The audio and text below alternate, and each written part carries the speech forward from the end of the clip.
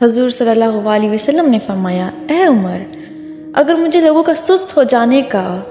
ڈر نہ ہو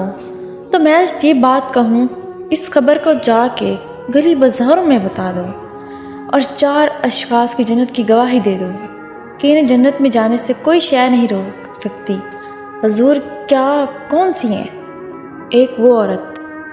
جس نے اپنی ساری محبتیں اپنے خاوند پر نچھاور کر دی اور اس حال میں مری کہ اس کا خاوند اس سے راضی تھا، اور دوسرا وہ شخص جس کے بچے زیادہ ہیں، ذرائع آمدنی تھوڑی ہے لیکن اس نے اپنے بچوں کے پیٹ میں حرام کا لقمہ نہیں جانے دیا۔ تیسرا، حضور نے فرمایا، وہ شخص جو اپنے والدین کے ساتھ حسن و سلوک کرے۔